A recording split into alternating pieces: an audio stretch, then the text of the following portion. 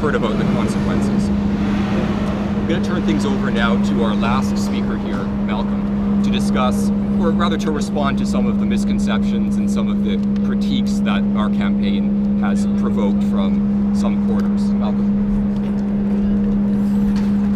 Well, let's just ask you a quick question. You know, when you look at the Billboard, there's the obvious question everyone has is half of domestic violence victims are men. You know, how do you where do you get that statistic from, and is it accurate? Can I respond to that? Yeah, that's a huge part of the confusion surrounding this campaign. The 2009 general survey by Statistics Canada, self-reported abuse, 585,000 men, 601,000 women reported domestic abuse. That's almost on par. And one of the reasons there's a lot of confusion and we receive a lot of criticism. Where's that stat from? Statistics Canada, the 2009 general survey. It's right there on their website. You know, our campaign has all the links to it. Part of the confusion about this is because there's two sets of statistics. One is the police reported statistics, and one is the self-reported statistics. Those are two different sets. They're often interchanged. In 2010, the Ministry of Public Safety and the Solicitor General issued a mandate that the police must apply a gender lens when developing and implementing responses. And this is how they define it.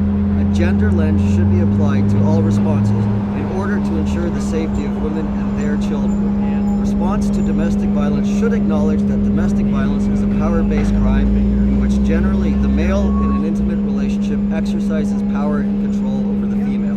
That is a mandate issued to the police. And in the police handbook for police responding to domestic violence issued by the RCMP and the Department of Justice, they base their police response on what's called the Duluth model of domestic violence, which defines domestic violence as domestic abuse happens when men believe they have the right to authority over women and their intimate partners, and believes that battering is a pattern of actions used to intentionally control or dominate an intimate partner and actively works to change societal conditions that supports men's use of tactics of power and control over women. So that's the framework that the police view domestic violence with. So you can see why there might be a big difference between the police reported statistics when they're motivated to act on this mandate and the self-supported statistics. It's ridiculous in this era where we're told to believe victims that the police are actually told not to believe these victims and to arrest only the men. Because if you look at the police report, at the handbook for police responding to domestic violence, they give all sorts of reasons why in situations of dual violence, it should be the man that's arrested. So as not to separate the women from the children, because even if the woman displays abusive habits, she would still be a good mother, and it would be improper to separate the children from their mother. There is no such consideration for fathers. So you can see that the police are not going to contradict these mandates, which, and if you want to look up the handbook, it's there. They have it on the internet, the RCMP, and all police forces in Canada actually use that as a model for when they have to respond to instances of domestic violence. So in cases, though, of domestic violence by the women, I mean, is it that the injuries aren't as bad, or like, is there a need for shelters? Generally, no. The injuries aren't as bad to men as they are to women. There's different types of domestic violence. But why wouldn't there be a need for shelters? I mean, domestic violence these days there's a huge definition for it. It isn't just physical. In fact, 55% of all domestic violence cases involve no physical altercations. And there should be a place for men to go instead of leaving children in situations where the mother might be abusive. Where's the man got to go? I mean, there's this big myth that men can just walk up and leave, but the reasons why men stay are exactly the same why women stay. I mean, there's sometimes it's commitment to the marriage. Sometimes they don't want to leave their children in a situation that they feel is unhealthy, and they stay for that. There's also financial considerations. Why did you guys want to bring this up now? Right now, well, we had this Billboard plan for the last 2.5 months. We're a small organization. It takes a while to plan these things. And it was just an opportunity. We had some Billboard space, so we decided to pick some issues that are important, that don't get talked about in society, and bring it to the forefront so we can start a discussion. Did you have the percentage of the police reported sexual or physical assaults, cases between men and women, the percentage of the police reported? I don't have that on hand, no, but that's available on every website. But it's not 50-50. Not in the police reported, no, it's not. Which is why there's a difference between the self-reported and police reported. Is it hard to perhaps get a number, get a statistic? Because it's perceived a lot of men, if they are a victim of violence in a domestic relationship, they don't report it. Yeah, apparently, this is from the Department of Justice say, yeah, only about 7% of men report domestic violence as opposed to 23% of women to the police. Do you know of people who have been males? I live in a small town in Ontario. I know several. In fact, some of them stay at my house. At the end of the day, your billboard is provocative and thought-provoking. What do you hope to achieve? We hope to bring the discussion. We hope to, when the government releases programs to include male victims of domestic violence and other issues, and to include them in these solutions. It's a generational thing. If men are in an abusive relationship and they have to leave their children with the mother and have nowhere to go, that continues the cycle. And so instead of applying a gendered lens, as it is right now, which doesn't actually end domestic violence, include everybody, have a proper discussion about it, don't hide this, brush it under the carpet, and actually work towards real solutions that benefit everybody. What places are there for men right now?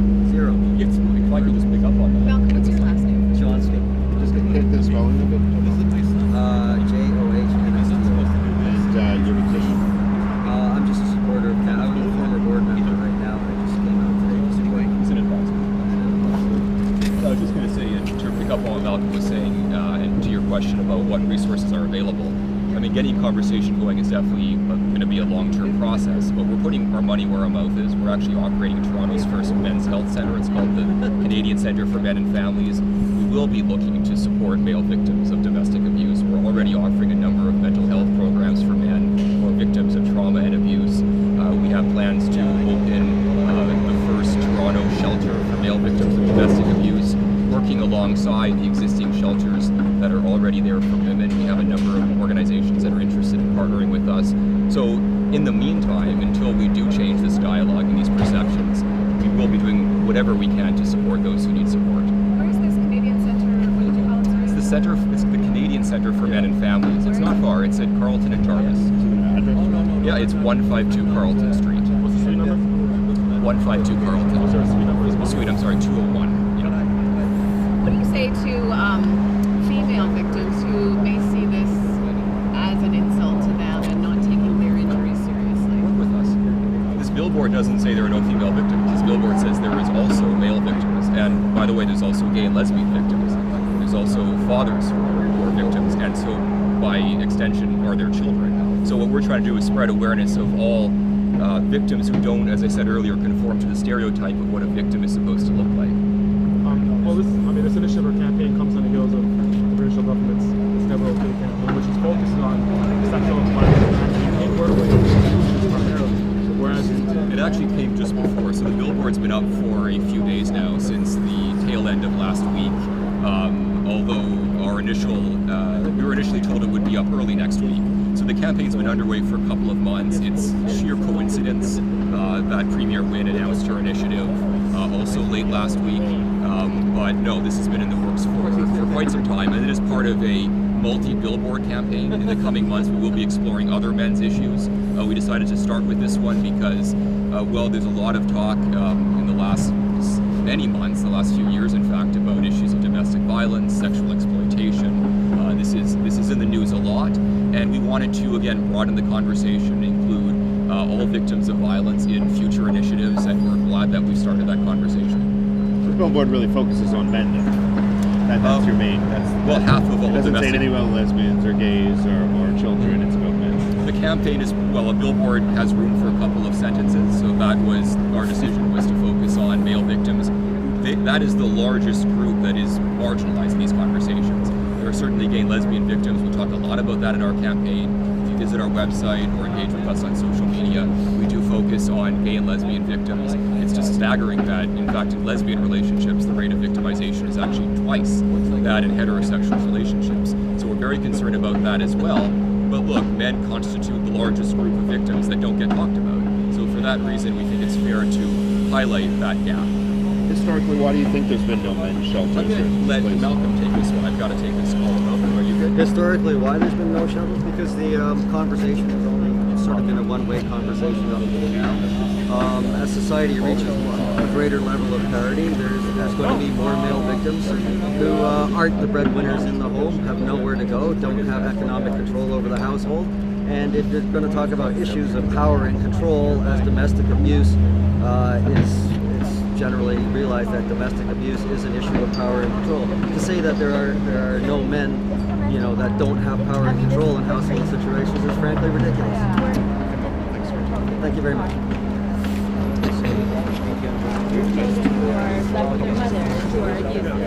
And is that what had happened in that case? No. In my father's case, yes, he was left with his mother, and so okay. the abuse happened as well. I'll just get a couple, if I could just ask you a couple more questions just to clarify it.